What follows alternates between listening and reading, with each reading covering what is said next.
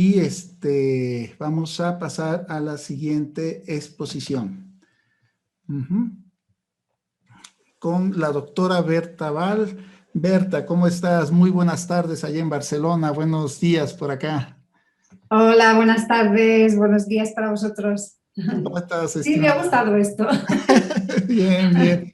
Pues ya ves que aquí con muchas reflexiones que nos deja Peter de allá de Europa, y contigo vamos a seguir abonando en todas estas reflexiones. Te presento y empezamos. Aquí, Perfecto. aquí tengo el currículum que nos hizo el resumen curricular de la autora Berta Val. Les leo, compañeras, compañeros. La autora Berta Val es psicóloga clínica, experta en investigación relacionada con la violencia en la pareja. Es la coordinadora de investigación y desarrollo de la Red Europea de Trabajo con Hombres, que han ejercido violencia sobre sus parejas.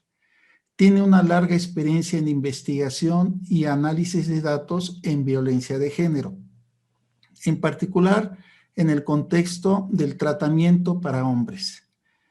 Es responsable de la implementación del Impact Toolkit para la evaluación de los programas para hombres que han ejercido violencia sobre sus parejas.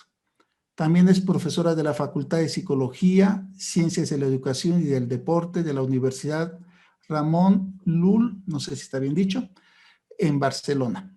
Ha escrito diversos artículos científicos y capítulos de libros. Les comento que Berta nos compartió algunos links de sus trabajos. El micrositio va lento para actualizarse, entonces va a estar actualizado yo creo que a mediados de abril, donde ya va a venir la información de la red. Vamos a tener que dar de baja a ponentes que no pudieron estar con nosotros, y ahí van a estar los artículos de ella. En el chat, yo creo que en el chat podemos también compartir los artículos, ¿no? Los links para que los bajen, ¿no, Berta? ¿Cómo ves? Sí, perfecto por mí. Perfecto. Y también en el chat les voy a compartir el link de la European Network for Work with Perpetrators. Algo Es así. complicado, ¿eh? Es el peor título del mundo para una organización. Pero lo encontramos y de veras, gracias por aceptar la invitación. Pues los y las dejo con la doctora Berta Val. Gracias, Berta. Muchas gracias. Voy a compartir pantalla. ¿Me confirma si veis bien cuando tenga compartido? Y luego ya... Ahí se ve. Perfecto. Vale, pues muchas gracias. Gracias, Berta.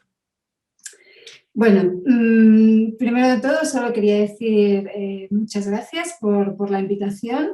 La verdad es que estoy muy contenta de poder venir virtualmente, de poder participar en este congreso hoy para poder hablar un poco del trabajo que llevamos haciendo en la organización, que como ya ha explicado Roberto se llama European Network for the Work with Perpetrators. La llamaré la organización, básicamente, bueno, luego explicaré un poco más sobre la organización, pero simplemente decir esto, que estoy muy agradecida porque llevamos unos 10 años, ¿no?, teniendo discusiones, debates sobre cómo fomentar la evaluación de los programas de intervención con hombres que ejercen violencia contra sus parejas. Y bueno, la verdad es que después de varias discusiones y varios debates, ahora hemos desarrollado una herramienta que creemos que es muy útil para evaluar el proceso y también el resultado de estos programas. Y bueno, por eso estoy feliz, ¿no?, de poder compartir un poco nuestras conclusiones con vosotros hoy. Entonces, esto es un poco el índice, ¿no?, a grandes rasgos de lo que voy a intentar explicar hoy. Primero de todo explicaré un poco nuestra organización, qué hacemos, cuáles son nuestros objetivos, ¿no?, y qué diferentes tareas llevamos a cabo. Luego quiero explicar un poco cuáles creo que son los retos que existen incluso aún hoy en día para la evaluación de programas con hombres que ejercen violencia contra sus parejas. Explicaré un poco los retos con los que nos hemos encontrado nosotros y las discusiones que hemos tenido, para que así también conjuntamente podamos discutir un poco, ¿no?, sobre cómo intentar dar respuesta a estos retos y superar estos retos. Explicaré también un poco en este punto qué dice la investigación actual sobre la evaluación de estos programas, muy a grandes rasgos, porque imagino que muchos de vosotros ya ya tenéis una idea, ¿no?, de qué dice la investigación, pero solo puntualizaré 2 o 3 ideas. Y luego, tercer punto, quiero hablar un poco sobre la herramienta que os comentaba al inicio, que hemos desarrollado en nuestra organización para evaluar el resultado, pero también para hacer un seguimiento, ¿no?, monitoring, que diríamos en inglés. A veces puede ser que me salgan algunas palabras en inglés, porque yo la verdad es que este trabajo lo he hecho básicamente solo en inglés y lo he hablado y discutido y casi pensado solo en inglés. Cualquier cosa, si no se entiende, también me lo podéis decir, pero básicamente la idea que quiero decir aquí es que la herramienta que hemos desarrollado en la organización para evaluar el outcome, ¿no?, el resultado de los programas, también parte de la idea de que no solo tenemos que evaluar el resultado, sino también el proceso, ¿no?, para precisamente poder introducir cambios durante la evaluación que sean útiles al final para la práctica clínica, ¿no? Y esto era un poco también la razón del título de mi presentación hoy, ¿no?, cómo la evaluación puede ayudarnos a mejorar la práctica, ¿no?, que de hecho este debería ser el objetivo de toda evaluación, que nos permita, ¿no?, tener una práctica más efectiva. Vale, y al final hablaré, ¿no?, puntualizaré algunas conclusiones finales. Vale, empezamos con el primer punto en que voy a explicar un poco sobre la organización. La Organización Europea para el Trabajo con Hombres que Ejercen Violencia contra sus Parejas se fundó formalmente en 2014, aunque en 2009 ya iniciamos un poco contactos informales, y ahora actualmente tenemos 64 miembros activos que participan de forma activa en la organización, que están representados o localizados en 32 países diferentes de la Unión Europea. Somos una red europea, como el propio nombre indica, y por lo tanto nuestros miembros todos forman parte de la Unión Europea. ¿Qué tipo de miembros tenemos? Pues principalmente tenemos profesionales que trabajan en programas para hombres que han ejercido violencia contra sus parejas, pero también tenemos profesionales que trabajan en el sector de soporte a las víctimas, en programas de soporte a las víctimas.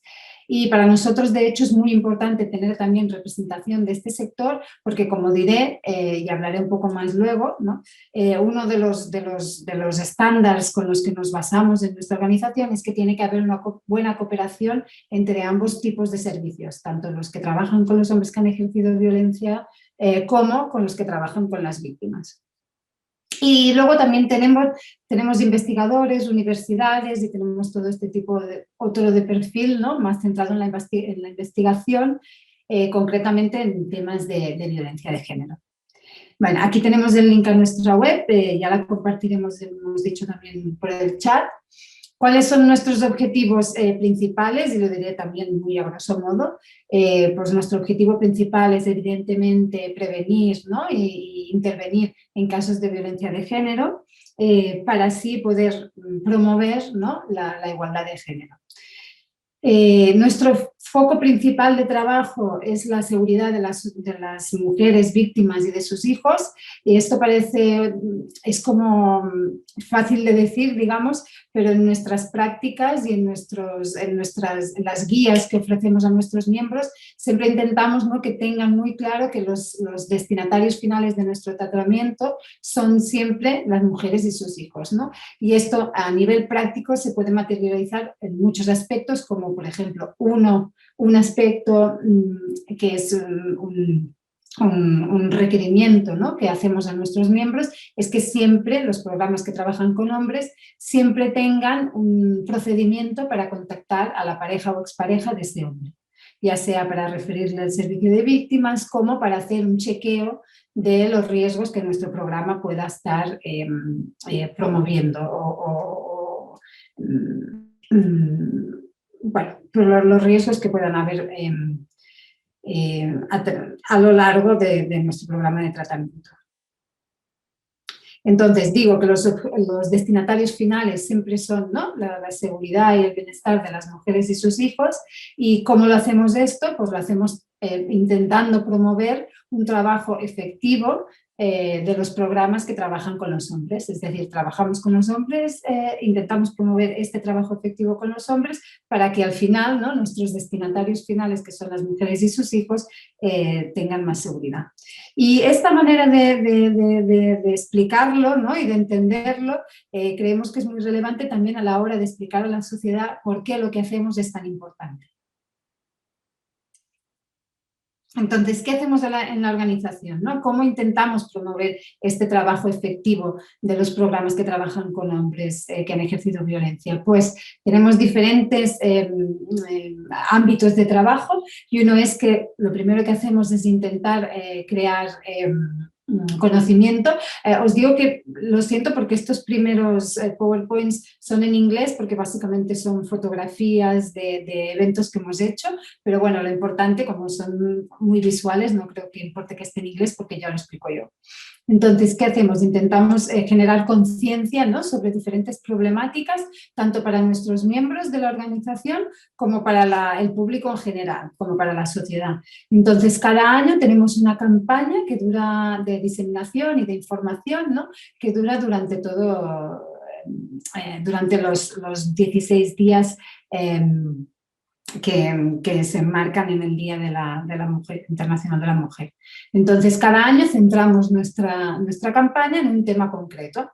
Por ejemplo, hace 2 años la centramos en la violencia sexual dentro de la pareja, porque nos dimos cuenta que era un tema no muy conocido aún, es un tema no muy conocido, y sobre todo es un tema que nuestros miembros, ¿no?, muchos de los profesionales que trabajan con en programas con hombres que han ejercido violencia contra sus parejas, no trataban suficiente este tema en las sesiones, en los programas, ¿no? No sabían muy bien cómo identificar este tipo de violencia sexual y no sabían muy bien cómo tratarlo, ¿no? Y entonces hicimos esta campaña también para crear un poco de conciencia sobre este tema. Y, por ejemplo, este año, en 2020, este último año, hemos hecho una campaña sobre la ciberviolencia, que, como ya sabéis, durante el COVID ha aumentado mucho, ¿no? Y este va a ser un tema muy relevante, creemos, en los próximos años. Y, de nuevo, nuestros miembros, ¿no?, la mayoría de profesionales que trabajan en este sector, necesitan también aumentar su conocimiento sobre ciberviolencia y también sobre cómo detectar si existe este tipo de comportamiento y cómo tratarlo e intervenir en este tipo de violencia también. ¿Qué hacemos más? Pues ponemos al abasto de nuestros miembros, pero también personas externas a la organización, a través de nuestra web, diferentes tipos de recursos. Por ejemplo, hemos desarrollado una guía para que los programas desarrollen, ¿no?, su propia guía o manual para proteger a los niños que son testimonios de violencia de género. Hemos desarrollado también unas guías sobre cómo trabajar en este tipo de programas en un formato online, dado que a causa del COVID-19 muchos de nuestros miembros tuvieron que mover el tratamiento a un formato online, lo cual era algo muy nuevo también en nuestro contexto. Bueno, hacemos varias cosas, proporcionamos también diferentes tipos de guías y de soporte para nuestros miembros. ¿Qué hacemos más? Y de hecho, cuando preguntamos a nuestros miembros, ¿no?, qué es lo que más valoran de nuestra organización, una de las cosas que más valoran es precisamente esta, ¿no? Intentamos conectar nuestros miembros entre ellos y, por lo tanto, lo que hacemos es cada año tenemos unas study visits, que les llamamos, unas visitas de estudio, ¿no?, digamos, en que algunos de nuestros miembros visitan un miembro en su país, ¿no?, y conocen su programa, conocen cómo trabajan cuestiones específicas en el programa y así compartimos, ¿no?, mejores prácticas, ejemplos de mejores prácticas entre nuestros miembros. Y esta es una actividad que valora mucho cada año. ¿Qué más hacemos? Pues hacemos investigación y sobre todo participamos en proyectos de investigación financiados por la Unión Europea. Estos proyectos que veis aquí todos han sido financiados por la Unión Europea y con estos proyectos no solo consolidamos, ¿no?, nuestras relaciones con miembros, porque normalmente los partners son miembros en estos proyectos, sino que además también nos podemos focalizar en temas específicos en torno al tratamiento con hombres o incluso desarrollar herramientas o técnicas concretas, ¿no?, que nos permiten también avanzar en la práctica. Por ejemplo, el proyecto Engage es un proyecto que ya ha terminado y en el que desarrollamos un roadmap, ¿no?, como un mapa de pasos a seguir para profesionales de primera línea que se encuentran con casos de violencia de género. Por ejemplo, médicos de cabecera, policías, pues desarrollamos un mapa, ¿no?, para que aprendan estos profesionales a identificar estos casos de violencia de género y también a referir estos casos a los servicios adecuados. Y de aquí quería comentar también el proyecto ASAP, A Systemic Approach for Perpetrators. Este proyecto también justo ha terminado ahora. Podéis ver más sobre estos proyectos en nuestra web. Y es interesante de este proyecto que desarrollamos un protocolo para fomentar la colaboración entre programas, entre profesionales que trabajan en los programas para hombres y profesionales que trabajan en servicios para víctimas. Entonces desarrollamos este protocolo en que, digamos, estandarizamos un poco y ayudamos a estos profesionales, ¿no?, a tener esta cooperación de una forma un poco más regulada y estandarizada. Y la verdad que también dio muchos buenos frutos. Y ya para finalizar, solo voy a comentar el de Stalk, que es el que tenéis aquí abajo a mano derecha. Este proyecto justo lo acabamos de empezar en 2021 y nos centramos específicamente en la ciberviolencia y el stalkerware, que la verdad no sé muy bien cómo se podría traducir al español este concepto. Y básicamente lo que queremos hacer aquí es desarrollar un training, ¿no?, una formación para profesionales que trabajan tanto en programas para víctimas como en programas para hombres y otro tipo de profesionales como policías, jueces, etcétera, en temas de ciberviolencia también. Porque, como he dicho, creemos que falta bastante también para formar profesionales en este campo. ¿Qué más hacemos? Pues también compartimos conocimiento con nuestros miembros. Por lo tanto, ¿cómo lo hacemos? Una vez al año hacemos la conferencia anual que se basa en un tema concreto. Por ejemplo, el año pasado se basó en los programas para hombres en la prisión y cómo podemos cooperar mejor los programas en el contexto de prisión o de medidas penales alternativas con los programas voluntarios en la comunidad, y queríamos, ¿no?, como empezar el debate sobre cómo colaborar entre todos y cómo facilitar, ¿no?, un reintegro a la sociedad de estos hombres y continuar el tratamiento también una vez insertados en la comunidad. Y luego también aquí en la derecha veis un montón de letras bastante inteligibles. Básicamente son los títulos de los webinars y los workshops y diferentes eventos que hacemos cada año con diferentes temas, también abiertos a nuestros miembros y muchas veces abiertos también a gente, a externos, ¿no?, de nuestros miembros.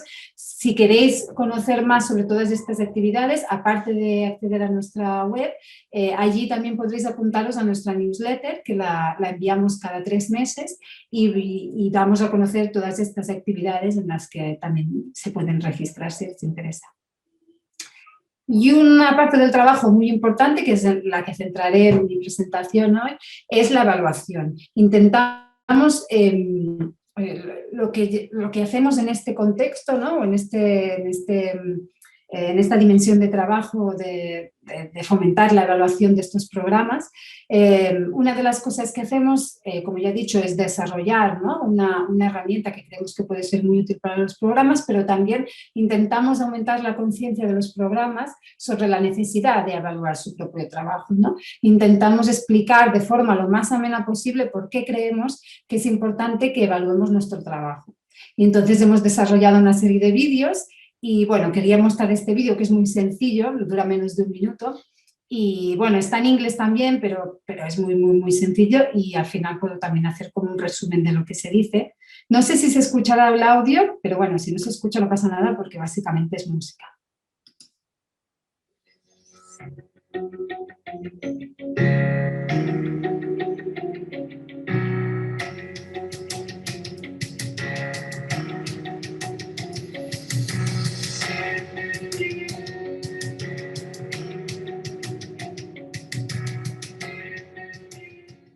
Vale, bueno, pues básicamente lo que quería es mostrar, ¿no?, un poco cómo queremos acercarnos de forma amena a nuestros miembros, ¿no?, e informarlos, eso, como he dicho, de la importancia de evaluar su trabajo. Y básicamente lo que queremos es que sepan que una de las pocas maneras que tenemos de mostrar, ¿no?, el buen trabajo que hacemos, ¿no?, y de mostrar que lo que hacemos funciona es evaluando nuestro propio trabajo de la forma más estandarizada posible.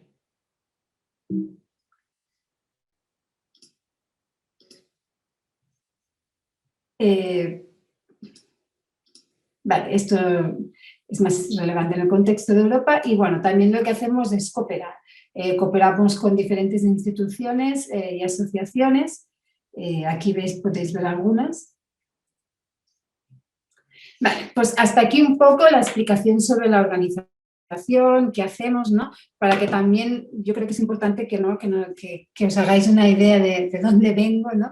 Y cómo se inserta el tema de la evaluación con los otros tipos de trabajo que hacemos, porque una cosa que hacemos es que no evaluamos de forma, digamos, paralela a todas las otras actividades que hacemos, sino que está todo bastante relacionado. Vale, entonces vamos al segundo punto de esta presentación de hoy, en la que voy a hablar un poco sobre los retos, concretamente en la evaluación para programas con hombres que ejercen violencia contra sus parejas.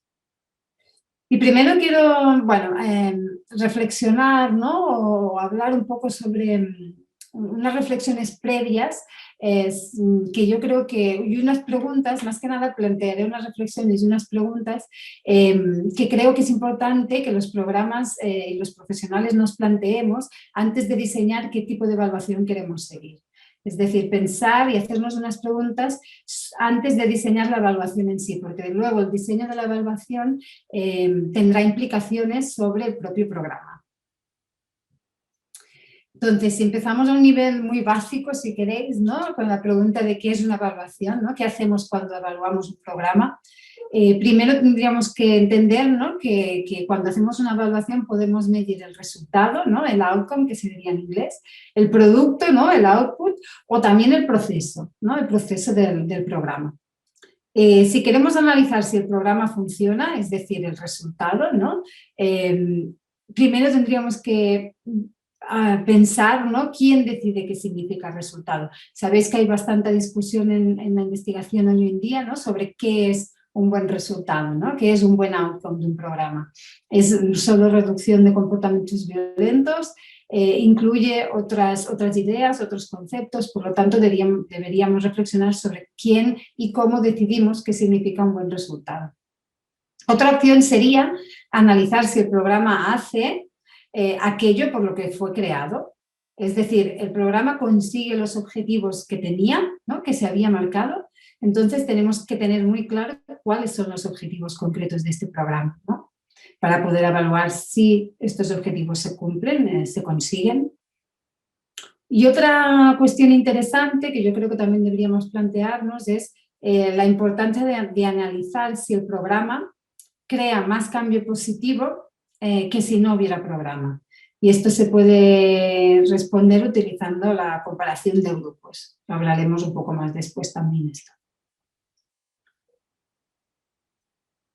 Entonces, cuando pensamos en qué medidas de evaluación vamos a utilizar, tanto si son cuestionarios como si son entrevistas, como si son focus group, el tipo de medida de evaluación que vayamos a utilizar, nos tenemos que preguntar si es sensible, ¿no?, si puede obtener información sobre los posibles resultados del programa, es decir, los posibles resultados que nosotros esperamos sobre el programa.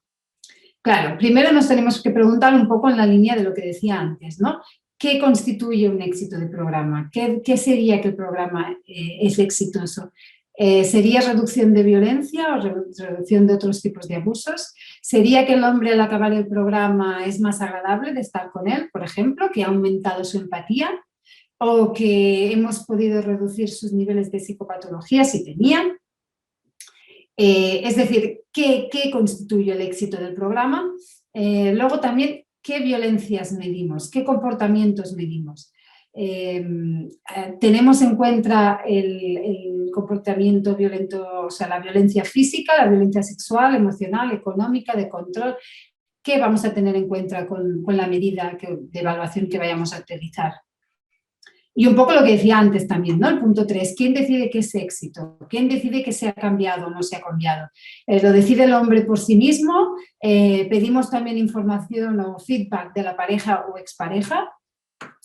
Utilizamos registros más o menos, digamos, objetivos o registros ya existentes, por ejemplo, registros penales o registros de otras agencias. Y después pensar un poco, cuando ya tenemos todo esto más claro, cómo lo vamos a utilizar, ¿no? ¿Qué medidas vamos a utilizar para evaluar estos cambios? Inventarios, medidas estandarizadas, entrevistas, ¿no? ¿Cómo lo vamos a evaluar los conceptos previos?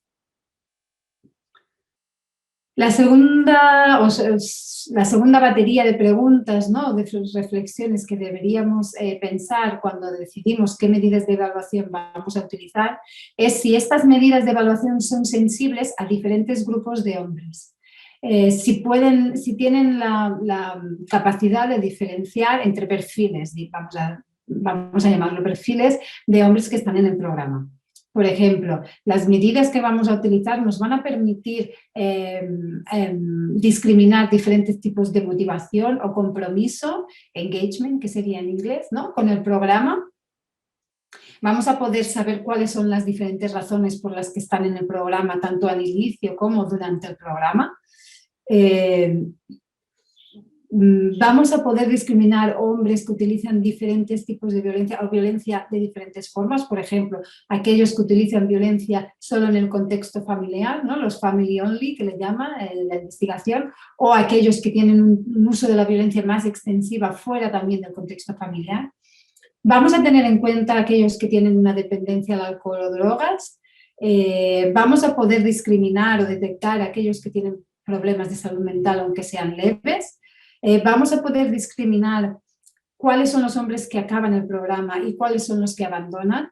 Es decir, muy importante también cuando hacemos evaluación, ¿no? Poder establecer perfiles o tener información tanto de los que acaban el programa como de los que no. Porque si solo medimos los que acaban el programa tendremos una información muy sesgada también. Y por último, también la importancia de tener en cuenta el rol de los facilitadores, ¿no? Muchas veces no se tiene en cuenta el rol del facilitador del grupo y evidentemente tiene una influencia también con el resultado del programa y el éxito del programa. Hablaremos un poco más de esto, del rol de los facilitadores.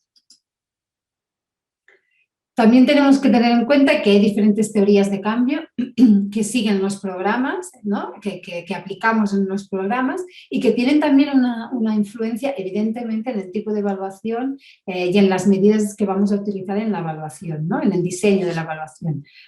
Tenemos la teoría de cambio que se centra, ¿no? En una idea de que la violencia doméstica es un patrón de comportamientos coercitivos y controladores en un contexto de desigualdad de género. Tenemos la teoría de cambio, ¿no? que entiende la perpetración de violencia como influenciada por las dinámicas de la familia y de la pareja, ¿no? Más centrado en la familia y en la pareja. Y después ya sería el otro extremo, ¿no? En el que entiende el comportamiento de violencia como consecuencia de factores individuales, por ejemplo, el apego inseguro. Por lo tanto, hay estas, digamos, a grandes rasgos, estas tres teorías de cambio que con un foco, de las que tienen un foco más sociocultural, ¿no? Socioconstructivista, a las teorías que tienen un foco más individualista, más clínico. Entonces, eso también es importante tenerlo en cuenta a la hora de pensar cómo vamos a evaluar cada programa. Y luego un poco al hilo de lo que decía antes, ¿no? ¿Qué es éxito? ¿Quién define qué es éxito? ¿No? Pues pensar también muy claramente qué queremos medir, ¿no? ¿Qué está siendo medido con las herramientas que he escogido? ¿Qué queremos medir con los procedimientos que voy a seguir, con el diseño que he elaborado? Por ejemplo, queremos medir si aumenta la seguridad de las mujeres y de sus hijos, por ejemplo, de las víctimas o supervivientes de esta violencia. ¿Cómo lo podemos medir esto? Podemos medir, por ejemplo, la reducción de la violencia y del abuso. Podemos medir que haya un mejor manejo del riesgo por parte del hombre que ha ejercido violencia. Podemos incluso medir la seguridad, ¿no? Este aumento de seguridad para las mujeres y los hijos, preguntando a las mujeres y los hijos directamente también. Si nos fijamos en el cambio de comportamiento, ¿vamos a mirar solo si hay menos violencia o menos abuso? ¿O vamos a medir también, por ejemplo, un cambio de actitudes sobre los roles de género? Que también influye al final en un cambio de comportamiento. Vamos a medir un cambio en empatía, vamos a medir como cambio de comportamiento también un cambio en la motivación de los participantes en el programa, ¿no? ¿Evoluciona su motivación para el cambio o no? Un poco también al hilo de la idea de la ética, ¿no? Que comentaba el ponente anterior, que a lo mejor empieza en el programa con una motivación y podemos ir cambiando, ¿no? Este tipo de motivación de por qué cambian, por qué quieren cambiar o qué consiguen cambiando. Vamos a incluir también el tema de la parentalidad, ¿no? Cuando hablamos de cambio de comportamiento, es decir, cambian también sus roles como padres e incluiremos esto también cuando medimos un cambio de comportamiento. Vamos a incluir, y voy al tercer punto ahora, vamos a fijarnos también en si cambia la calidad de vida, por ejemplo, del hombre mismo, si tiene menos ansiedad, menos niveles de depresión, por ejemplo, pero sobre todo aumenta el bienestar de la mujer y de nuevo aquí la importancia de preguntar también a la mujer, a la víctima en sí misma, mejora la relación, etcétera, etcétera. Y como decía, ¿no? También se tiene en cuenta cuál es el rol del facilitador. Hay un conjunto de investigaciones muy interesantes que hicimos con un grupo en Finlandia de investigación en el que básicamente analizábamos con un diseño muy cualitativo cómo los facilitadores, ¿no? conseguían cómo los facilitadores conseguían promovían un cambio en los participantes del programa en cuanto a su posición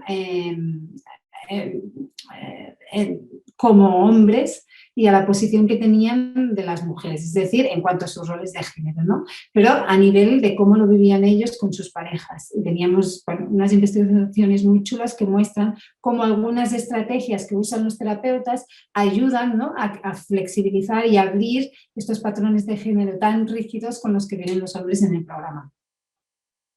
Podemos también compartir el link luego, pero básicamente lo que quería enfatizar aquí es que muchas veces se olvida, ¿no? El análisis, cuando hacemos un diseño de evaluación del programa, se olvida evaluar también cuál es el rol de los facilitadores del programa y sabemos que una de las bases del éxito del programa es la relación, ¿no? que establecen estos hombres no solo con el grupo, sino también con el facilitador. Por lo tanto, son evidentemente una pieza clave.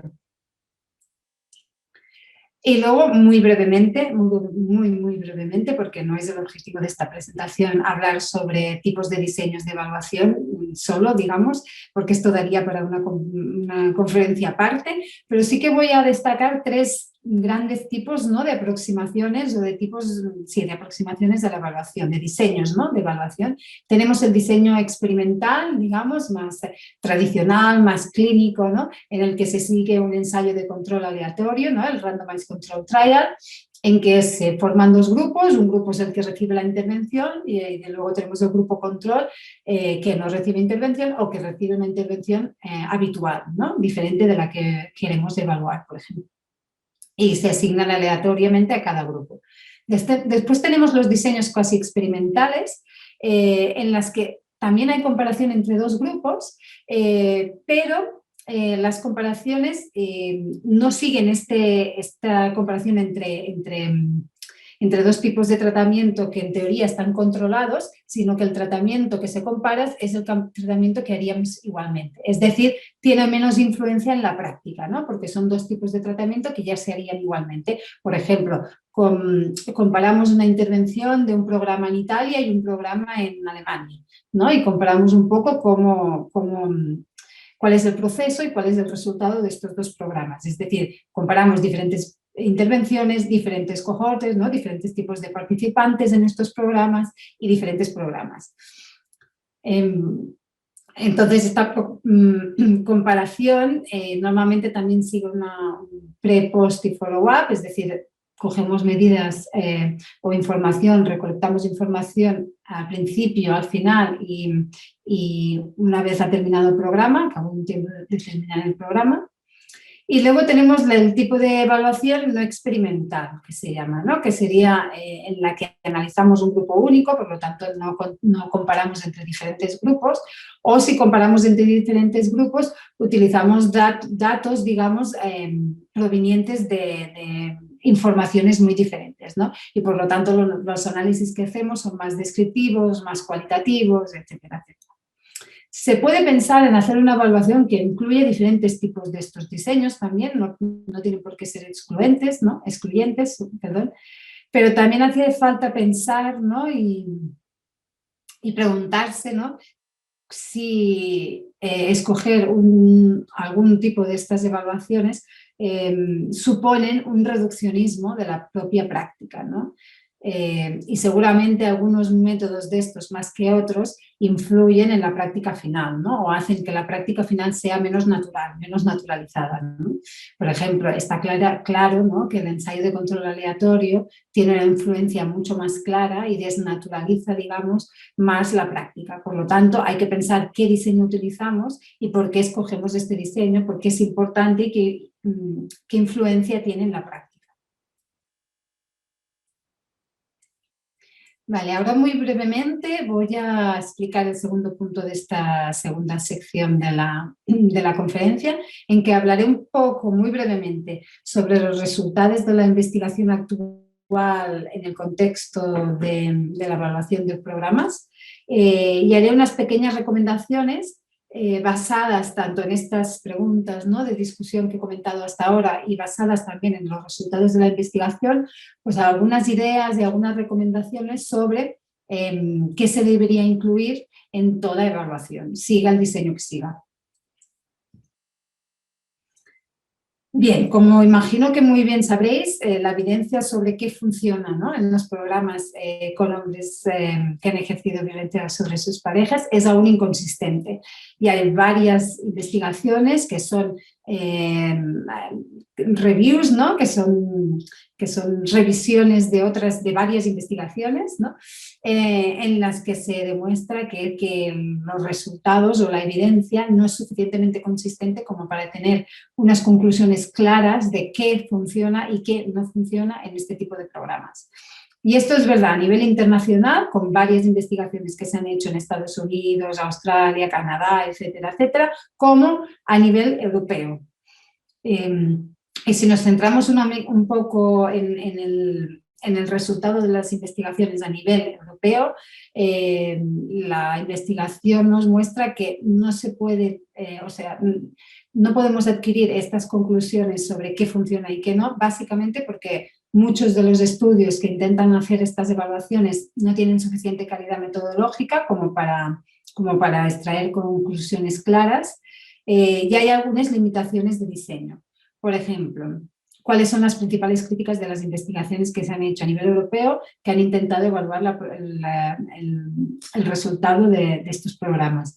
Primero, que se usan diferentes tipos de métodos en diferentes evaluaciones y por lo tanto no se pueden integrar los resultados de las diferentes evaluaciones porque los métodos usados son tan diferentes que los resultados también son muy diferentes. Luego que hay una falta clara de triangulación de datos, es decir, que muchas de las evaluaciones, muchos de los estudios que han hecho evaluaciones de programas se centran en una única fuente de información y normalmente esta es o la información que proviene de los hombres que están en el tratamiento o informaciones oficiales como puedan ser registros de la policía, niveles de reincidencia, etcétera, etcétera. Pero no cruzan diferentes tipos de fuentes de información y esta ha sido una de las grandes críticas de las evaluaciones que tenemos hasta hoy en día. Otra de las cuestiones que se ha criticado, ¿no?, es que en estas investigaciones falta información sobre el perfil de la muestra, un poco lo que decíamos antes, ¿no? Intentar mostrar qué funciona, pero para quién, ¿no? Y por lo tanto la muestra, los hombres, ¿no?, que han asistido a este tipo de programas que se han evaluado, no se explica muy bien qué tipo de problemática tenían, ¿no?, qué tipo de contexto tenían, es decir, no hay un perfil muy claro establecido sobre los hombres que participaban en estos programas y por lo tanto hacer comparaciones o integrar resultados de diferentes programas también es muy difícil porque no se sabe la cuestión básica de si las personas o los participantes que estás comparando tienen características comunes en algunas cuestiones que pueden ser muy relevantes, como por ejemplo el tipo de violencia utilizada, ¿no?, el nivel socioeconómico, etcétera, etcétera. Y luego otra de las críticas que se ha hecho a este tipo de evaluaciones que existen hasta hoy en día es que los momentos en los que se recoge información, ¿no?, estas evaluaciones que se han hecho no clarifican muy bien en qué momento se recoge la información o si se clarifica en qué momento se hace la recogida de información, esta no se hace de forma estandarizada y por lo tanto es muy difícil compararlo con otras investigaciones. Por ejemplo, no se dice, pues la información se recogerá al principio, mitad y al final del programa, ¿no? Entonces es muy difícil compararlo porque cada investigación sigue diferentes timings, ¿no?, de recogida de información y entonces, como digo, es difícil comparar una investigación con la otra o unos resultados con los otros. Y también otra de las críticas en el sentido de cuando se recoge la información es que hay pocas investigaciones que incluyan una medida o un momento de recogida de información una vez ha finalizado el programa, o sea, en el follow-up, ¿no?, en el seguimiento. Hay pocas evaluaciones que recojan información, por ejemplo, 6 meses después de haber terminado el programa.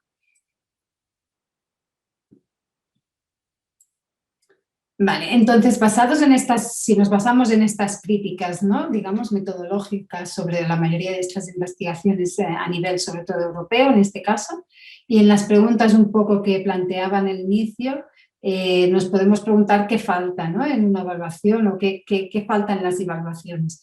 Y una idea que creo que es importante es que se necesita un modelo de evaluación, ¿no?, que permita establecer un perfil de la muestra claro y robusto para poder entender mejor quién está participando en este programa y por qué, o sea, de nuevo lo que decíamos sobre las motivaciones para participar en el programa, y esta es una de las medidas también que muy a menudo cuando hacemos evaluaciones no se tiene en cuenta. Se tiene en cuenta si el programa es voluntario o es mandatorio o es obligatorio, pero no las motivaciones, digamos, intrínsecas de los hombres o extrínsecas para participar en el programa. También hace falta tener este perfil claro de la muestra para entender mejor quién abandona, cuándo y por qué, un poco lo que decía antes, ¿no?, cuando hacemos una evaluación del programa no nos podemos quedar solo con los registros o la información de los que terminan el programa, sino que tendríamos que tener también información de los que abandonan, ¿no?, intentar saber por qué abandonan, ¿no?, y qué perfil hay en los que abandonan, qué estamos haciendo mal para ese perfil de participantes, ¿no? Evidentemente información sobre quién completa los programas y luego también poder entender mejor, si tenemos este perfil de muestra, ¿no?, también podemos entender mejor quién cambia, cuándo, por qué y cómo, ¿no?, cuáles son los perfiles que tienen un mayor cambio, ¿no?, pero también cuándo, por qué y cómo cambian. Y aquí está la key de la cuestión sobre lo que os decía de los timings, ¿no?, en los que recogemos información, cuándo cambian. Esto solo lo sabemos si recogemos información en momentos, digamos, predefinidos o establecidos. Y por qué y cómo cambian también incluye esta idea de recoger información en diferentes momentos para tener una información o una idea del proceso de cambio. Entonces, un poco la idea es poder cambiar la pregunta, ¿no? No solo qué funciona, sino poder decir o poder responder a la pregunta de qué funciona, pero para quién y en qué circunstancias, ¿no? Estas tres, digamos, dimensiones de la pregunta son importantes de responder cuando hacemos una evaluación. ¿Qué funciona? ¿Para quién funciona? ¿Y en qué circunstancias funciona? Entonces, digamos que se necesita información consistente y esta puede ser tanto cuantitativa como cualitativa sobre, primero, muy importante, la facilitación, es decir, qué hacen los facilitadores de los grupos. Y también necesitamos información en diferentes momentos del programa, ¿no? Y lo que nosotros proponemos, y lo veréis ahora con la herramienta que hemos desarrollado, es que esta información se debería recoger al menos al inicio del programa, durante el programa, cuando el programa finaliza y luego un tiempo después de que el programa haya finalizado como seguimiento, ¿no? Como follow-up. Entonces, tanto al inicio como durante el programa, como al final del programa, como en el follow-up, es importante saber y explicar, ¿no? y saber, reflexionar sobre y también hacer explícito qué medidas vamos a utilizar y quién nos va a dar esta información. O sea, qué instrumentos vamos a utilizar, intentar que estos instrumentos sean los mismos en los diferentes momentos y también quién nos da esta información e intentar que la persona o personas que nos den esta información sean las mismas también durante los diferentes momentos para poder hacer esta comparativa de proceso, ¿no? Al inicio es muy importante hacer como una descripción del tipo de muestra, ¿no? Descripción de datos sociodemográficos y de motivación muy claros y también una descripción sobre qué motivos de exclusión tenemos del grupo y quién abandona y por qué.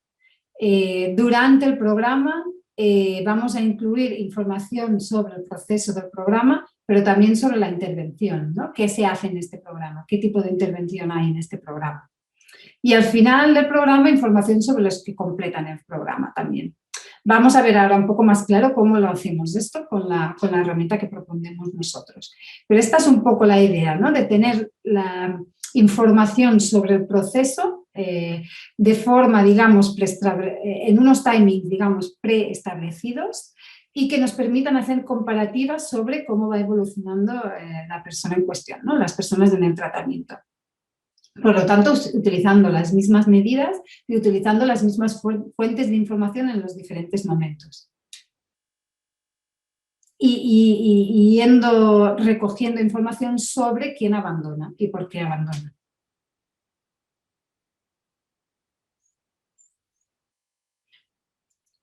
Vale, vamos ahora al tercer punto. Estoy mirando un poco el tiempo porque no quiero pasarme de tiempo. Pero bueno, creo que más o menos voy bien aún.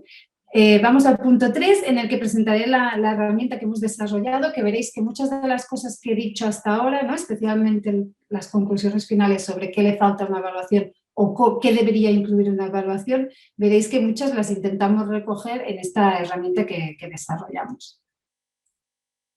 Esta herramienta se llama Impact Outcome Monitoring Toolkit, pero la llamamos Impact Toolkit porque es más fácil y de hecho durante la presentación diré el Impact porque es más llevadero de pronunciar.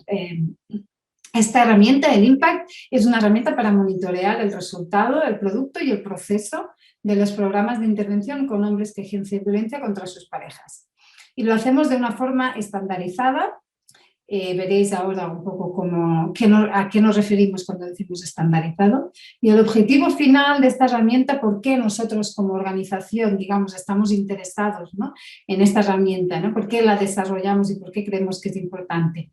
Como he dicho, porque creemos que a evaluar el propio trabajo ayuda a tener al final un trabajo más efectivo, ¿no? A que los programas sean más efectivos, pero también porque queremos poder informar y hacer recomendaciones tanto políticas como legislativas, ¿no? Queremos influenciar también las recomendaciones que se hacen a nivel político y a nivel legislativo, y eso solo lo podemos hacer si tenemos una idea muy clara de qué funciona y qué no funciona en estos programas. Por lo tanto, como organización estamos interesados, ¿no?, a recibir información en este contexto. También creemos que si el hecho de poder hacer estas recomendaciones, ¿no?, políticas y legislativas requiere que haya un número de información, ¿no?, de datos muy elevado y muy grande, ¿no?, para poder decir que los resultados, digamos, son robustos. Y un poco lo que hacemos desde nuestra organización es coordinar la recogida de datos, también hacemos comparativas y analizamos los datos, ¿no?, para poder tener estos resultados.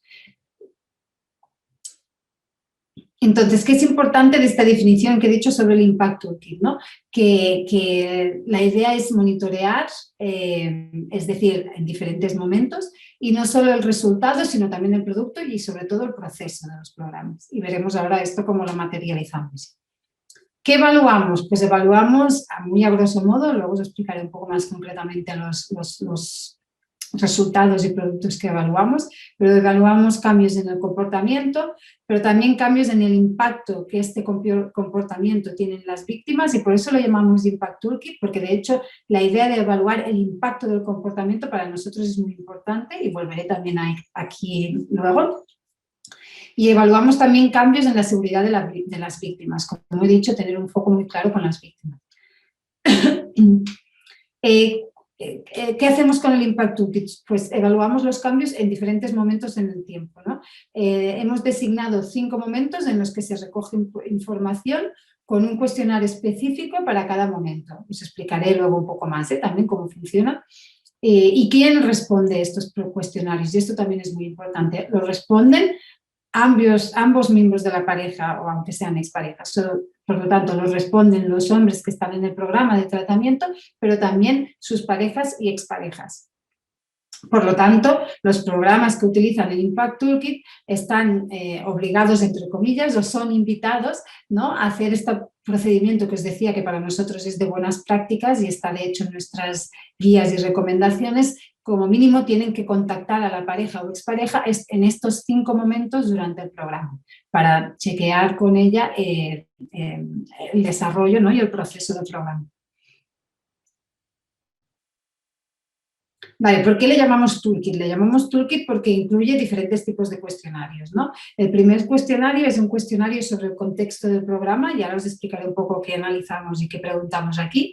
Y el segundo es un cuestionario o vamos a llamarle más que cuestionario, formulario, que también incluye preguntas abiertas, luego lo explicaré, tanto para el hombre que está en el programa como para su expareja, ¿no?, como comentaba anteriormente. Entonces, el primer cuestionario, que va sobre el contexto del programa, preguntamos diferentes cuestiones. Por ejemplo, hacemos preguntas sobre la organización, ¿no?, sobre la organización que desarrolla el programa, dónde está localizada, ¿no?, en qué año empezaron, etcétera, a tener este servicio, etcétera, etcétera. También preguntamos características del programa. ¿Qué tipo de clientes recibe? ¿Qué tipo de financiamiento tienen? ¿Qué requerimientos de entrada, ¿no?, intake phase requirements, ¿no?, ¿Qué requerimientos, qué les piden a los hombres para poder estar en el programa? ¿Qué criterios de exclusión tienen? Un poco lo que decían en la figura de antes, ¿no?, que teníamos los cuadros y en que explicaba qué falta en la evaluación. Pues aquí nosotros preguntamos sobre los criterios de exclusión que tiene ese programa para ver también quién se ha quedado fuera del programa. Pero también preguntamos sobre el contenido del trabajo, por lo tanto preguntamos cuál es el focus, ¿no?, del trabajo, si se fijan más en los roles de género, si trabajan más pues, los aspectos más individuales, clínicos que decía antes. O sea, hacemos preguntas, ¿no?, que nos dan información sobre el paradigma o la aproximación que siguen en el programa. Porque, como decía antes, si queremos comparar resultados de diferentes programas, tenemos que saber esta información, ¿no?, si siguen una aproximación similar o si tienen una comprensión similar del concepto de violencia de género. También preguntamos si tienen este procedimiento de contacto con la pareja o expareja, porque esto es relevante, como he dicho, para el Impact Toolkit. Y también preguntamos sobre sus trabajadores. No solo preguntamos cuántos trabajadores tienen, qué formación tienen sus trabajadores, sino también o sea, qué formación en cuanto a estudios, pero también preguntamos si se han formado específicamente para hacer este tipo de trabajo, ¿no? Para hacer el trabajo en estos programas. Preguntamos también cuántos años llevan trabajando en este contexto. Hacemos diferentes preguntas para tener muy claro y una idea también del perfil de los trabajadores, ¿no? Lo que decía antes, cómo tenemos en cuenta también el rol del facilitador. Pues una de las formas es sabiendo qué tipo de preparación tienen, qué tipo pues también preguntamos dedicación, ¿no? Pues si se dedican full time, part time, todo esto lo preguntamos también en este cuestionario. Luego preguntamos un poco sobre el contexto de trabajo y aquí sobre todo preguntamos si cooperan, si hay una cooperación entre agencias, ¿no? En especial preguntamos si cooperan con los servicios para víctimas que hay en su contexto, pero también preguntamos si hay cooperación con otras agencias relevantes. Y luego preguntamos para los procesos que tienen también sobre el manejo y el análisis del riesgo del programa mismo, ¿no? O sea, si tienen estos risk assessment, estos procedimientos de evaluación del riesgo del programa mismo establecidos, ¿no? Entre otras cosas, pero para que nos hagamos una idea, ¿no? De cómo intentamos también tener un perfil muy claro del programa, de los facilitadores, de la orientación que siguen, ¿no? Todo lo que os comentaba, ¿no? En las preguntas que decían en principio sobre cosas a tener en cuenta cuando evaluamos, ¿no? Y como el objetivo también es poder hacer comparaciones entre programas e incluso entre países, tenemos que tener muy claro esta información. Luego, el otro set, digamos, de cuestionarios que tenemos es el impacto en sí, digamos, que son los cuestionarios que usamos tanto con los hombres que están en el programa como con sus parejas o exparejas, ¿no? Y aquí también la importancia que decía antes de triangular la información, ¿no? De que la información no venga solo de lo que nos dice el hombre, sino que también venga de lo que nos dice la pareja o expareja. Entonces, este cuestionario lo pasamos en 5 momentos diferentes del programa y los llamamos T0, T1, T2, T3 y T4. Entonces, en el T0 pasamos el cuestionario tan pronto el hombre entra en contacto con el programa, seguramente no en la primera sesión, pero a lo mejor en la segunda o en la tercera, cuando ya hay un poco de relación, digamos, y fidelización, entonces pasamos el cuestionario para el hombre y también para su pareja o expareja. Me he olvidado de decir que de hecho el cuestionario para los diferentes tiempos es casi igual. Luego os explicaré un poco qué medimos en el cuestionario, pero aquí solo quiero mencionar que tiene casi las mismas preguntas, cambia muy poco, por ejemplo, al inicio evidentemente preguntamos sobre cómo han llegado al programa, ¿no? Y preguntas más de inicio del programa, y al final incluimos alguna pregunta sobre cambios, ¿no? ¿Qué cambios ha hecho? Pero el resto de preguntas son iguales en todos los tiempos. Por lo tanto, tenemos una visión, como decía, del proceso, ¿no? De cambio. Vale, entonces tenemos el tiempo cero, en el que pasamos el cuestionario muy al principio del programa, y esto es normalmente durante la intake phase, ¿no? La fase no sé muy bien cómo decirlo esto en castellano, pero bueno, la fase de evaluación, ¿no? Bueno, las sesiones 2, 3, 4, digamos, sesiones individuales que muchos programas tienen para poder decidir, ¿no? Si este hombre es adecuado o no para el tratamiento de grupo. Entonces, durante estas sesiones pasamos el T0. Cuando empieza el tratamiento de grupo, pasamos el T1, o sea, al inicio del programa. A la mitad del programa pasamos el T2. Al final del programa pasamos el T3. Y si no llega al final y por lo tanto es abandono, intentamos también que responda al T3. Intentamos llamarlo, intentamos contactarle, intentamos de toda la forma posible que responda al T3. Si no lo conseguimos, pues al menos tenemos el T1 y el T2 que ya nos da información del perfil de esta persona que ha abandonado el programa. Lo que os decía antes, ¿no? De tener mucha información también sobre el abandono, los que no finalizan. Y si no podemos localizar el hombre que ha abandonado el programa, pues intentar localizar su pareja o expareja y a ver si pueden respondernos a este cuestionario también. Y luego tenemos el T4, que es un cuestionario que pasamos 6 meses después de haber finalizado el programa, ¿no? Porque mucha investigación en psicología dice que para poder establecer, ¿no? establecer o afirmar, ¿no?, que los cambios de comportamiento que se ha hecho son más o menos estables, como mínimo tienen que pasar 6 meses. Y por eso lo hacemos al cabo de 6 meses. Claro, porque es importante tener un cuestionario también en el T0 y el T1, ¿no?, durante la intake phase y luego cuando empiezan el programa. Es importante porque hay un gran número de hombres que empiezan esta intake phase, ¿no?, estas 2-3 primeras sesiones individuales, y luego no llegan al programa, son dropout, ¿no?, son abandono antes de empezar el programa. Y entonces, para nosotros es muy interesante también tener un perfil muy claro de cómo son estos hombres que no llegan ni siquiera a empezar el programa, ¿no?, que ya abandonan en las 3-4 sesiones primeras. Por eso tenemos estos 2 cuestionarios que están realmente bastante cerca, pero que nos da una información muy valiosa en este sentido. Y los otros tiempos pues son como más lógicos, ¿no? Entonces, ¿qué pasa si un programa, entre los programas tienen tiempos diferentes? Pues sí, hay un programa, por ejemplo, un miembro que tenemos en Italia, ¿no?, que su programa dura casi 2 años, y luego la mayoría de programas que tenemos en Europa duran entre 6 meses, ¿no?, máximo 1 año. Pues los tiempos se irán adaptando a la largada del programa. Lo importante es que tengamos la estandarización en cuanto a que sea principio, medio, final y 6 meses después. Entonces, el medio para un programa de 2 años pues será al año. El medio para un programa de 6 meses será a los 3 meses, evidentemente. Quiero decir que en esto nos podemos adaptar porque la comparación será, o la conclusión de la comparación será cómo empiezan, cómo están en el medio del programa y cómo acaban el programa los participantes. Por lo tanto, nos da igual que la duración, digamos, entre comillas, nos da igual que la duración sea diferente. Voy un poco más rápido porque no quiero tener tiempo para las conclusiones y voy un poco retrasada ya. Vale, ¿qué evaluamos, ¿no? ¿Qué resultados, qué productos, qué procesos evaluamos? Y repito, que nos informan de estos cambios tanto los hombres como sus parejas y exparejas. Analizamos evidentemente si hay un cambio en el comportamiento, ¿no?, frecuencia, severidad y tipos de violencia que se usan. Evaluamos tanto violencia emocional, física, sexual, etcétera. Pero también evaluamos el impacto de la violencia en la víctima o en el superviviente. Y eso se lo preguntamos tanto al hombre como a la mujer, como ya decía, ¿no?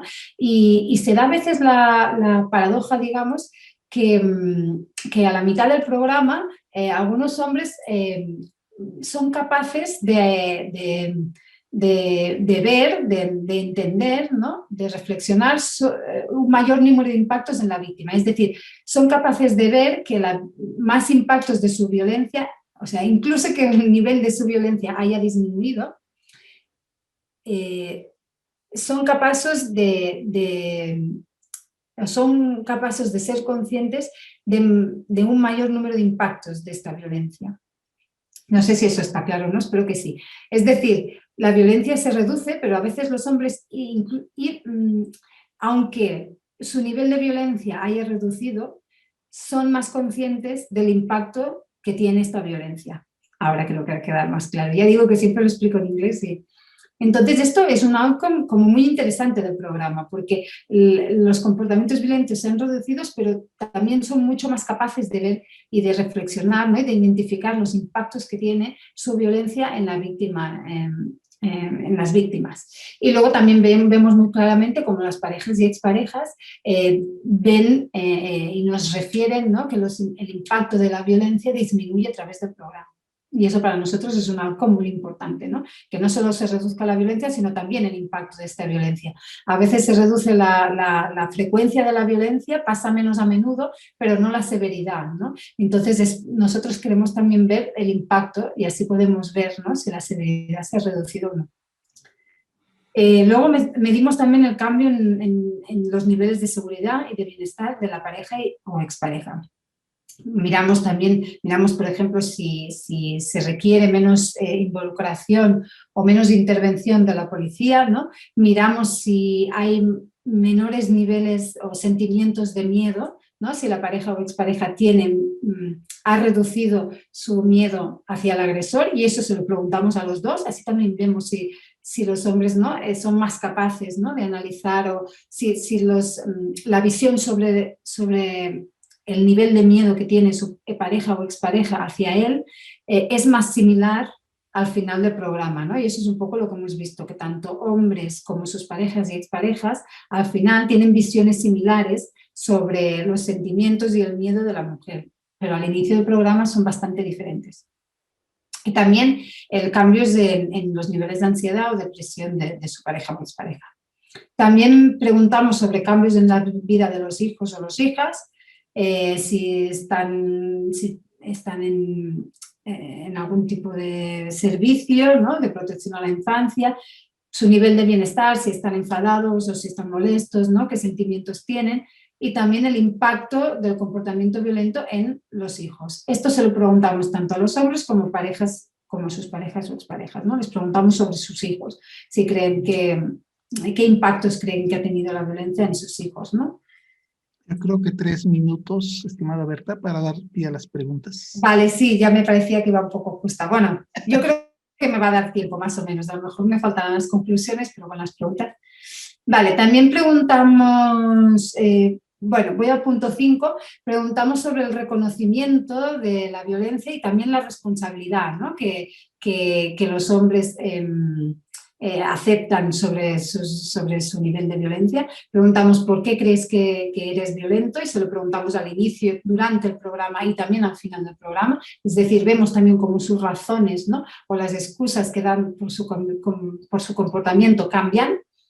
Vemos lo del impacto, que ya lo he dicho antes, con la comprensión del miedo de ella también lo he dicho antes, las razones para venir al programa, y eso también lo preguntamos al inicio y durante el programa, por qué vienes aquí y por qué continúas viniendo aquí en la mitad del programa. Así vemos también si la motivación cambia, y una de las cosas que hemos visto es que cambia esta motivación. Y luego le preguntamos sobre los cambios que he hecho al final del programa. Preguntamos en qué has cambiado, y puedes coger diferentes opciones, y eso se lo preguntamos de nuevo a los hombres en el tratamiento y también a sus parejas y exparejas. Como decía antes, es importante tener una información sobre la muestra muy extensa, digamos, y robusta, y preguntamos diferentes cuestiones sobre los hombres que están en el tratamiento: edad, empleo, sueldo, estatus de la relación, fuente de derivación, como decía, ¿no? La motivación para estar en el programa, si tienen algún problema de salud mental, se lo preguntamos a los dos. Bueno, preguntamos varias información para poder tener esta información robusta sobre la muestra. Y luego tenemos también algunas preguntas abiertas, en que les preguntamos si quieren añadir cualquier otra cosa más sobre el programa, les preguntamos sobre su proceso, sobre el programa, y también les preguntamos qué creen que puede hacer el programa, ¿no? Para mejorar y para ayudarles más. Y se lo preguntamos a los dos, a los hombres y a sus parejas y exparejas. Entonces sabemos cuáles son las recomendaciones, ¿no? De primera mano sobre en qué puede mejorar el programa, ¿no? ¿Qué necesita mejorar el programa para tener estos procesos de reflexión y autorreflexión de los profesionales también. Vale, muy rápido las conclusiones finales. Sé que no me queda mucho tiempo, o sea que voy a ir rápido. Tanto si utilizamos metodologías cuantitativas como cualitativas, ¿no? Es importante analizar no solo el resultado, sino también el proceso. Es importante, cuando pensamos en qué tipo de evaluación queremos hacer, pues incluir un rango de potenciales medidas de resultado. Por lo tanto, por ejemplo, como hacemos con el impact, incluir varios tipos de comportamiento, incluir el impacto de este comportamiento, etcétera, etcétera, de diferentes medidas de resultado, ¿no? Tener una definición amplia de qué es tener un buen resultado y evaluarlo en diferentes momentos durante el programa y también después del programa. Importante triangular la información, como decía, ¿no? Obtener información de más de una fuente.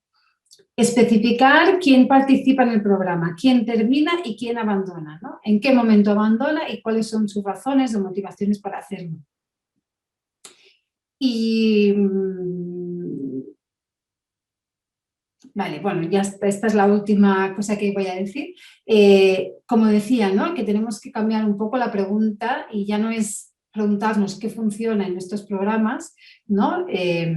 Sino qué funciona para quién, ¿no? Y qué funciona para quién y en qué circunstancias, ¿no? Y por lo tanto no incluimos solo reducción de violencia, impacto de la violencia, seguridad, cambio de actitudes, etcétera, etcétera, sino que también incluimos niveles de motivación, problemas de salud mental y bajo qué circunstancias incluimos información sobre los facilitadores, información sobre el tipo de programa y así si tenemos este tipo, todas estas dimensiones de información podremos responder, ¿no?, a la pregunta más larga, más compleja, ¿no?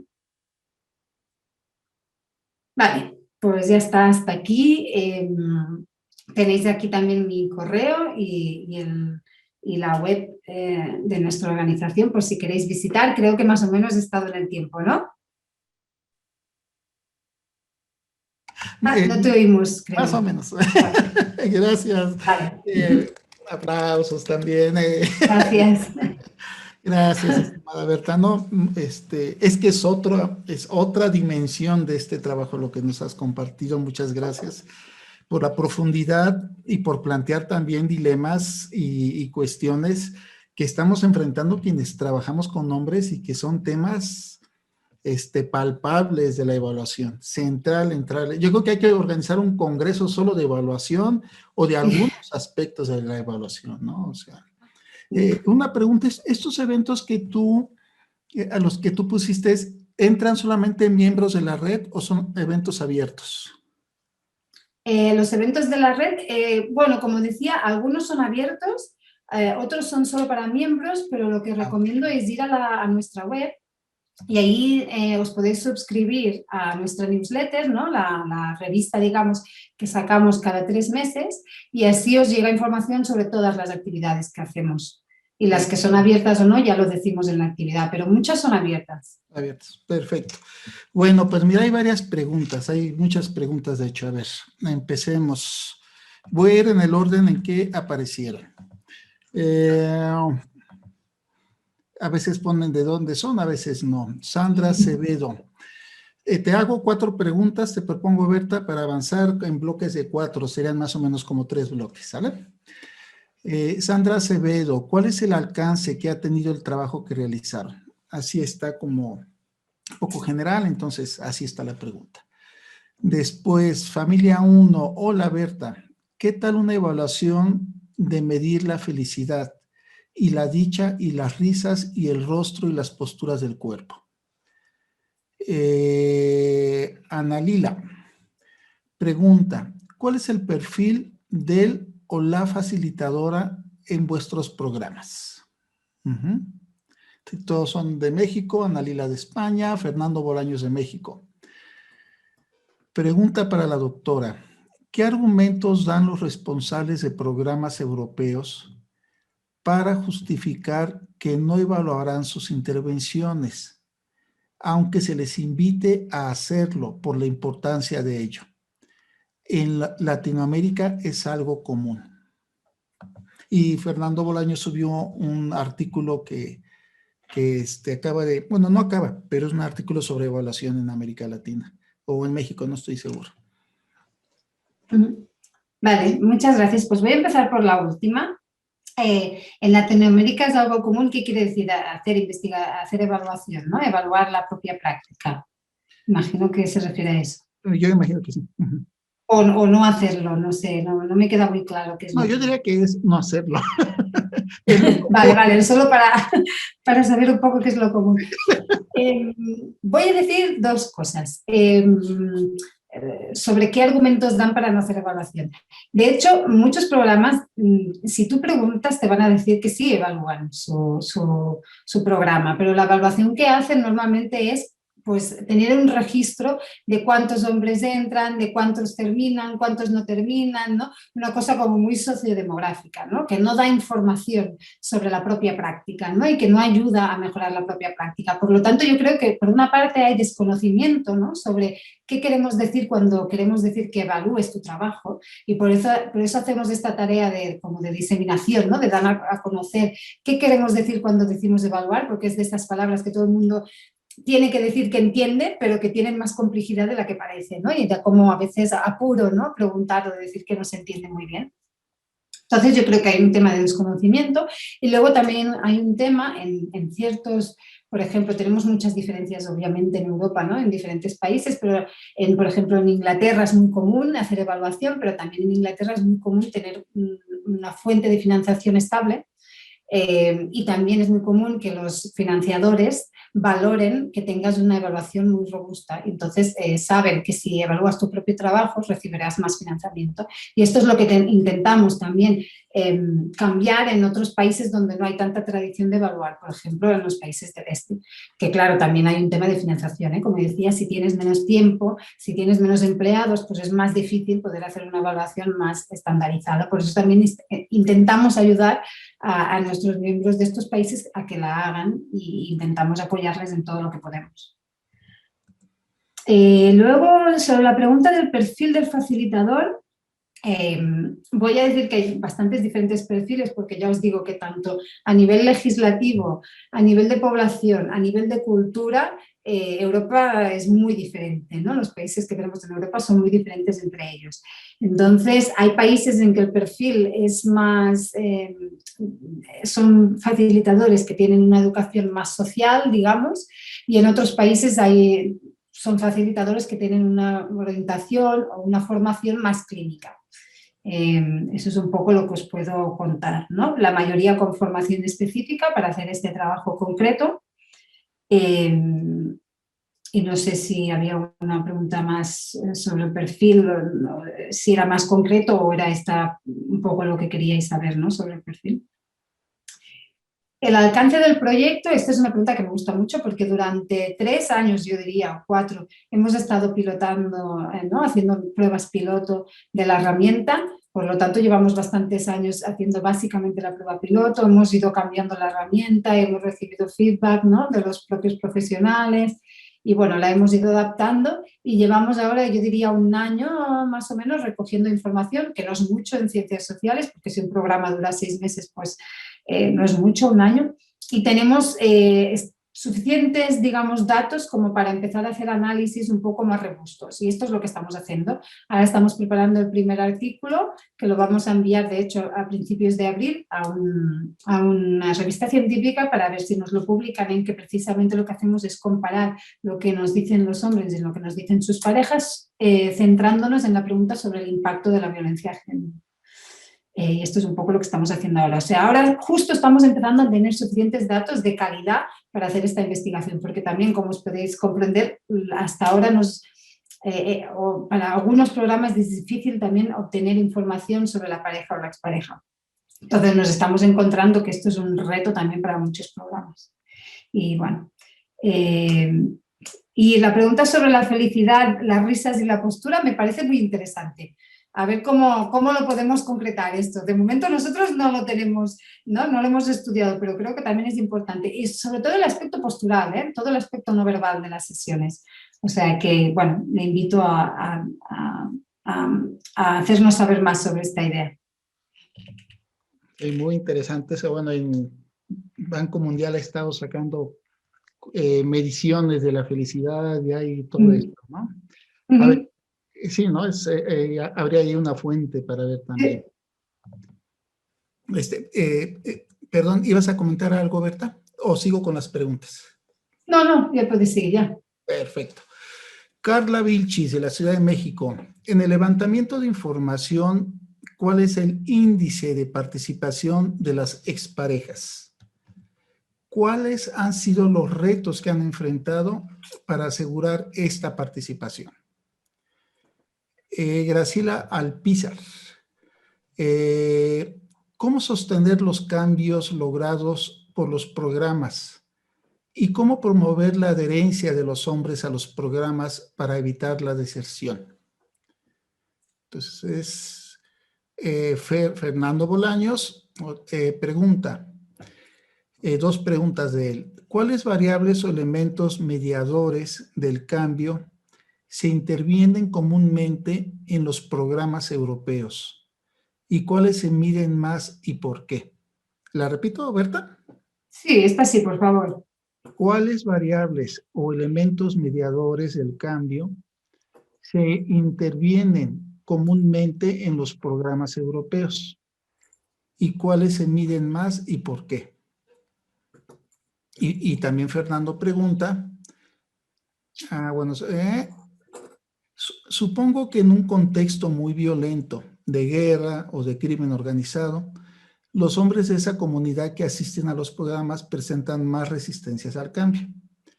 ¿Es así? ¿O ha sido usado ese contexto para la intervención para generar cambios? ¿O ha sido usado ese contexto por la intervención para generar cambios? Serían esas, estimada Berta. Vale, perfecto. Pues voy a empezar por las primeras. La primera, que también muy relevante. ¿Cuáles son los retos, ¿no?, para conseguir que las parejas o exparejas colaboren en este proceso de evaluación y cuál ha sido el nivel de participación? Pues la verdad es que durante el piloto nos desilusionamos un poco porque ya os digo que los estándares de nuestra organización, ¿no?, y las recomendaciones que tenemos es que siempre se haga contacto con la pareja o expareja, ¿no? Y cuando hablamos sobre el impact, lo que decimos es que, bueno, aprovechar este contacto que se hace con la pareja o expareja para tener esta entrevista, ¿no?, y poder recoger esta información que tenemos en este cuestionario, ¿no?, en este formulario. Y la verdad es que tuvimos una ratio de respuestas mucho más baja de lo que nos esperábamos. Depende del programa también, pero en programas, por ejemplo, teníamos una ratio de respuesta del 20% de las parejas o exparejas, y en otros programas más de la mitad, ¿no?, que digamos que ya era un resultado aceptable, pero en algunos programas el resultado era muy bajo. ¿Cuáles son los motivos? Pues es una buena pregunta que hemos intentado también responder con los programas mismos, ¿no? Y algunas de las cosas que nos decían es que, bueno, que la pareja o expareja no quiere colaborar con el programa, ni siquiera en el tema de establecer contacto con el programa, o sea, ya no solo en la evaluación, sino en el tema de establecer contacto con el programa. Luego nos dimos cuenta también que a lo mejor era la manera en que se formulaba, ¿no?, la evaluación desde los profesionales, es decir, que se intentase pedir el feedback de la pareja o expareja no como casi como una obligación, ¿no?, o como un deber, sino que realmente se plantee como una ayuda, ¿no?, y se diga realmente que las respuestas que ella nos dé realmente nos va a ayudar a nosotros como programa a mejorar, ¿no?, la intervención que hacemos y asegurarnos que lo que hacemos es seguro, ¿no? Y sí que vimos que cuando se plantean estos términos hay mucha más posibilidad de que las parejas o exparejas colaboren y participen. Y luego también la ratio de respuesta y colaboración de las parejas parece ser mucho más elevada si están también en un proceso, en un servicio para víctimas, ¿no? Y vemos que así la respuesta es mucho más elevada porque también se puede establecer contacto con el servicio y es el profesional del servicio de víctimas que nos ayuda a recoger esta información. Entonces también, como decía, fomentamos esta cooperación y conseguimos, ¿no?, que haya mucha más respuesta de las parejas o exparejas. Evidentemente, si no quieren colaborar, pues evidentemente no se fuerza ninguna pareja, ¿eh?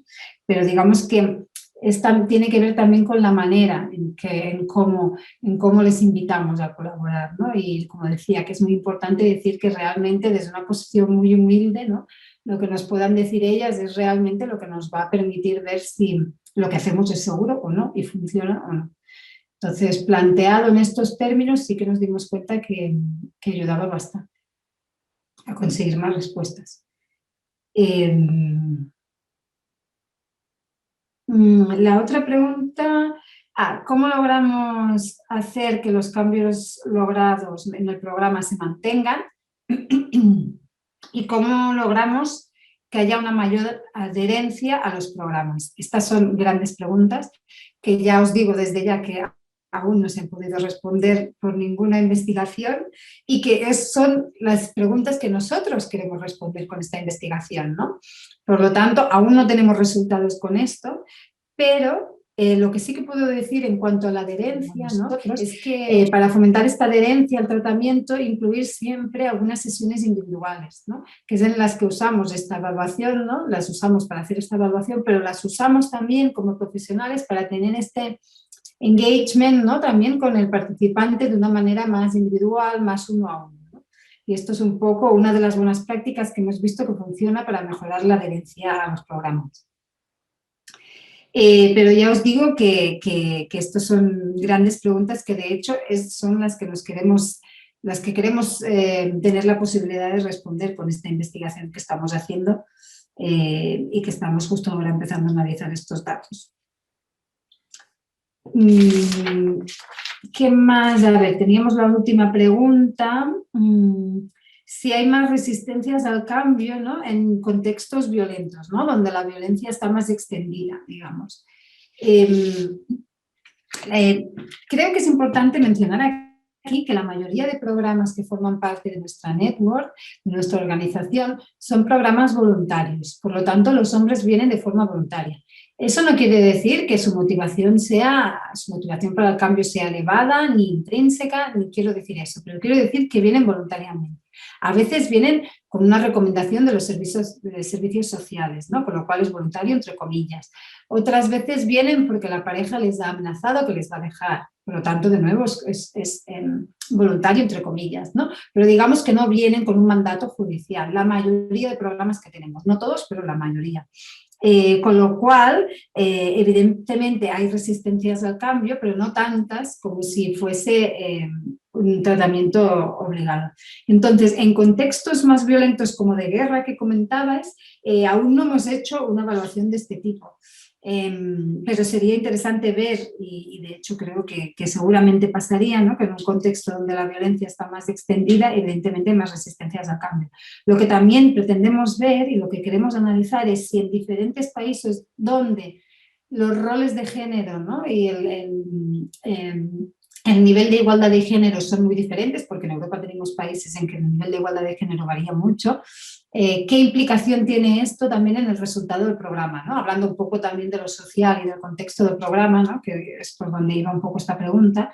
Una de las cosas que queremos mirar también es, como la mayoría de programas que nosotros tenemos en la organización siguen esta aproximación de género, ¿no?, y intentan buscar la igualdad de género, una aproximación más sociocultural, porque también es la que recomendamos desde nuestra organización. Queremos ver cómo este tipo de programas, ¿no?, están influidos también por el nivel de igualdad de género que hay en la sociedad.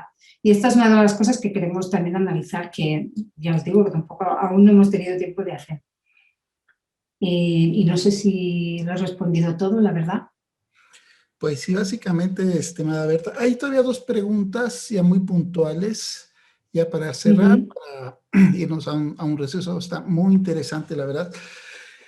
Ana Lila, ¿qué tipo de metodología ha obtenido las mejores evaluaciones? ¿Dirigida a quién y a dónde? César Zúñiga, ¿cómo o de qué manera han sistematizado los indicadores de sus medidas de evaluación? Y con eso terminaríamos, estimada Berta.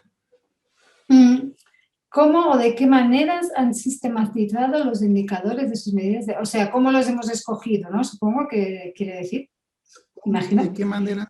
Una de las investigaciones en las que nos hemos basado es un proyecto que se llama Miraval, a ver si lo puedo poner aquí para que lo puedan también consultar. Miraval. Miraval Project, que tuvo lugar en Inglaterra, ¿no?, que se enmarca dentro de estas investigaciones o este conjunto de investigaciones. También puedo enviar más artículos que van en este sentido, que critican, ¿no?, la idea que se había hecho, que se ha hecho tradicionalmente en las evaluaciones, de medir básicamente cambio en el comportamiento. Entonces, critican y que cuando se medía cambio en el comportamiento o niveles de completación del programa, se decía, vale, estos programas no funcionan porque no cambia mucho el comportamiento, ¿no?, y porque hay unos altos niveles de abandono. Entonces, proyectos como el de Miraval y otros tipos de investigaciones lo que decían es, vamos a ampliar, ¿no?, el significado de evaluación, de éxito, perdón, vamos a ampliar el significado de éxito de este programa y vamos a incluir otros factores, ¿no?, como lo que os decía, el impacto de la violencia, ¿no?, la parentalidad, mejora la parentalidad, o sea, otros factores que también tienen que ver con el buen resultado de los programas y que no son solo reducción de comportamiento, que evidentemente es muy importante, pero no solo eso, ¿no?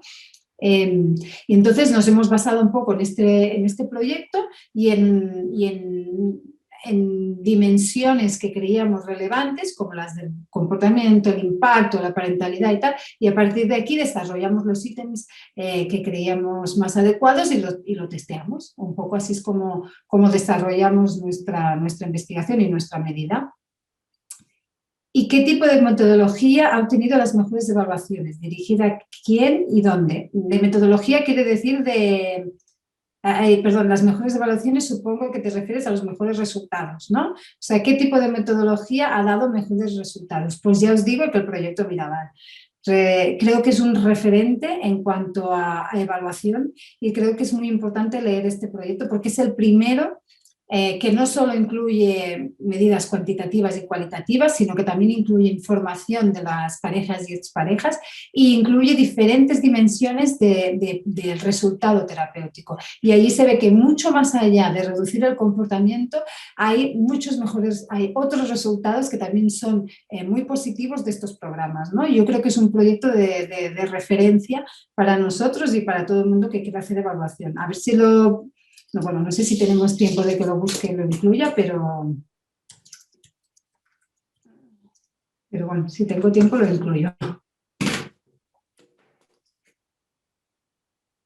De hecho, este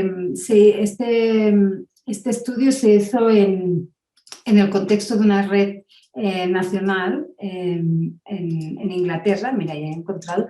Aquí veréis toda la información sobre este proyecto que creo que también es muy importante. Ay, no te oímos, Roberto. No te oigo. Yo creo que es súper interesante porque sí se requieren referentes. Yo no sé si la palabra sea adecuada, exitosos, ¿no? Yo digo que sean referentes con buenas prácticas, o sea, o con prácticas que podamos espejearnos, ¿no? Pues Berta, de veras, muchísimas gracias también. Apapachos, ¿no? Muy rica tu experiencia. Es un gusto saber que existe la red, que están los datos para quienes puedan recibir, quieran, decías, registrarse con ustedes y me imagino que recibir boletines y actividades que realizan. Exacto. No, será un placer, yo creo, poder estar intercambiando información. Muchas gracias y bueno, pues seguimos en